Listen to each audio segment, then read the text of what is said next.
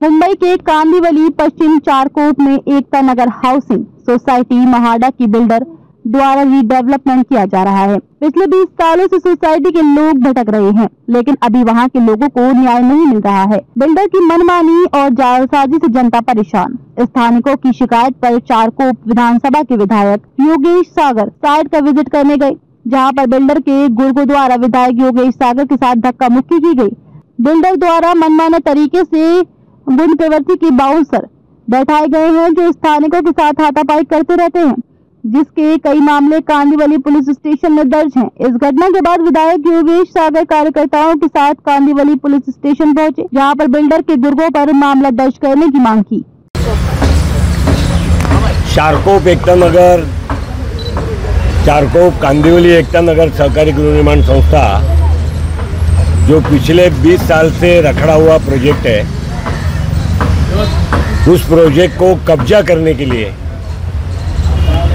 कानूनों का सहारा गलत तरीके से लेने का प्रयत्न करना, गरीबों के घर के बारे में कोई चिंता नहीं करना, और कोई एक ग्रुप जिसको बड़ा पॉलिटिकल सपोर्ट है अलग अलग पार्टियों से, उसके लोग आकर के यहाँ पर दादागिरी करना, रिहेब के दिए हुए घरों को रात को 12 बजे जाकर के बाउंसर ले जाना, और आपको सब घर खाली करने पड़ेंगे क्योंकि हम अभी नए बिल्डर को लाने वाले हैं। किसी का ऑफिस तोड़ देना, किसी को धमकी देना, जिनके खिलाफ 20-20, 15-15 एनसी दाखिल है, कांदिवली पुलिस स्टेशन में 4-4 एफआईआर दाखिल है, ऐसे लोगों ने लोगों को धमकाना। मैं आज सुबह उस साइट पर गया देखने के लिए कि भाई पुलिस ने कल मुझे बताया कि कोई बाउंसर नहीं है, और रात को जाने के बाद देखा तो लोगों को धमकाने का, घर खाली कराने का धमकी देना।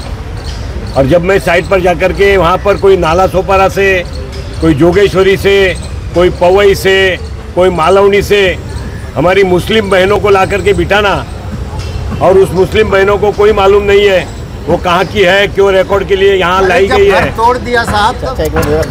तो ये सारे बातों को ध्यान में रख के गरीब आदमी के घर की चिंता नहीं है, बिल्डरों की आपस की लड़ाई जो भी होगी वो होगी। जिनको घर मिले हैं ऐसे लोगों को घर में जाकर के धमकी देना, ये कार्य को किसी ने रोकना चाहिए। इसलिए मैं वहाँ पर, हमारी ऑफिस है, मैं मंगलवार को उस ऑफिस में गार्डन में बैठता हूँ, पृथ्वीराज चौहान गार्डन में, वहाँ लोग आए, उससे 50 कदम पर वो साइट है। मैं देखने के लिए गया तो मेरे आंख पर के उठ पर के आना, धक्का मुक्की करना, गाली गलौज करना, ये सब ठीक नहीं है। वहाँ पुलिस की हाजिरी में ऑफिस तोड़ी गई, पुलिस की हाजिरी में लोगों को गाड़ी में परसों बिठाया गया, लेकिन वो कोई व्यक्ति रिकॉर्ड पे नहीं है। सीसीटीवी कैमरे तोड़े गए, उसका डीवीआर है वो कि पुलिस के पास है, आज 48 घंटे हो गए, उस पर कोई कार्रवाई नहीं। तो ये पुलिस की भी मिली भगत है कि क्या? ये सारी बातों के लिए लोगों के एक अंदर उसके रात था, उसके लिए हम पुलिस स्टेशन आए थे।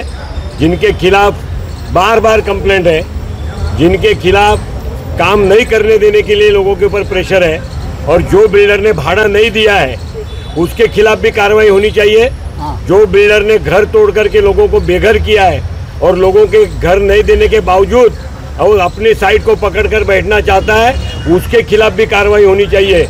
आखिर में गरीब को घर देने के लिए सरकार महाड़ा बनाई है, सरकार ने एसआरए बनाया है, लेकिन अपने पैसों के लिए और अपने स्वार्थ के लिए भाड़ा नहीं देना, काम नहीं करना, दादागिरी से दूसरे बिल्डर आकर के कब्जा करना, दोनों बिल्डर ने आपस में बैठ करके अपने कारण लोगों को तकलीफ देना, वहाँ पर एक चलने वाला नहीं है। और इसीलिए आज हम पुलिस स्टेशन में आए हैं। जिस बिल्डर ने प्रोजेक्ट रखवाया है उसके खिलाफ भी कार्रवाई हो, जिसने भाड़ा नहीं दिया है उसके खिलाफ भी कार्रवाई हो, और जिसने आने वाले दिनों के लिए कब्जा करके प्रोजेक्ट के ऊपर कब्जा करके गरीबों का घर के साथ खिलवाड़ किया है उस पर भी कार्रवाई हो। आप पुलिस स्टेशन पहुंचे थे, क्या कुछ वहाँ अंदर बातचीत हुई और किस तरह की कार्रवाई की जाएगी? योगेश सागर जी ने जो बात बताई, कांदिवली एकता नगर का बहुत दिनों से ये झमेला चल रहा है। ये पूरे झमेले में कांदिवली पुलिस स्टेशन की जो भूमिका है वो भूमिका संदिग्ध है। 25 NC हुआ है, 4 FIR हुआ है, कोर्ट में केसेस शुरू है, कोर्ट के आदेश के विपरीत ये सारा काम हो रहा है। योगेश भाई सागर जी ने जो बताया कि जो कब्जा जिस प्रकार से लिया जाता है, बाउंसर बिठाए जाते हैं, मुंबई शहर में ये बाउंसर वाला जो मसला है ये आने वाले दिनों में बहुत तकलीफदेह होने वाला है। ये तकलीफदेह लोगों के लिए भी हो सकता है, ये सरदर्द पुलिस के लिए भी हो सकता है और ये बाउंसर के लिए भी तकलीफदायी हो सकता है, क्योंकि पब्लिक जो क्राई, ह्यूमन क्राई जब हो जाता है तो फिर अच्छे ठिकाने पे लग जाते हैं। मैंने 2018 में पुलिस कमिश्नर को चिट्ठी लिखकर ये कहा है, हमारा बाउंसर से कोई प्रॉब्लम नहीं है, व्यायाम करते हैं, एक्सरसाइज करते हैं, लोगों को जो नौकरी मिलता नहीं है तो उनको इस प्रकार का नौकरी मिले, वो उसमें हमको कोई प्रॉब्लम नहीं है। लेकिन पुलिस ने एक व्यवस्था खड़ी करनी चाहिए। जो भी बिल्डर बाउंसर का अगर उपयोग करना चाहता होगा तो लोकल पुलिस के पास से उसने परमिशन लेकर वो सारे बाउंसरों का नाम पुलिस के पास दर्ज होना चाहिए। इस प्रकार की एक व्यवस्था होनी चाहिए। ये हमने ऑलरेडी एक जनप्रतिनिधि के नाते लिखा हुआ है और ये जो प्रोजेक्ट बहुत दिनों से रखड़ा हुआ है, सरकार ने इसके ऊपर तुरंत हस्तक्षेप करना चाहिए। देवेंद्र फडणवीस जी का इनके ऊपर बहुत नज़दीक से ध्यान है, वो कर रहे हैं, लेकिन कुछ बातें कोर्ट में है, इसलिए सरकार भी सब काम स्वयं नहीं कर सकती है। कोर्ट का जो भी फैसला होगा उसके हिसाब से वो आगे चलेगा। लेकिन अभी फ़िलहाल में पुलिस की लापरवाही के वजह से सारा हो रहा है। एक जनप्रतिनिधि अगर लोगों की शिकायत पर वहाँ पर साइट पे जाता है और पुलिस वहाँ पर मौजूद होने के बाद में भी पुलिस अगर अपना काम सही ढंग से नहीं करेगी तो आने वाले दिनों में लॉ एंड ऑर्डर का बहुत बड़ा एक समस्या खड़ा हो सकता है। भारतीय जनता पार्टी के कार्यकर्ता बहुत सूझने है, बहुत शांति से काम करते हैं, लेकिन शांति का भी एक लिमिट होता है।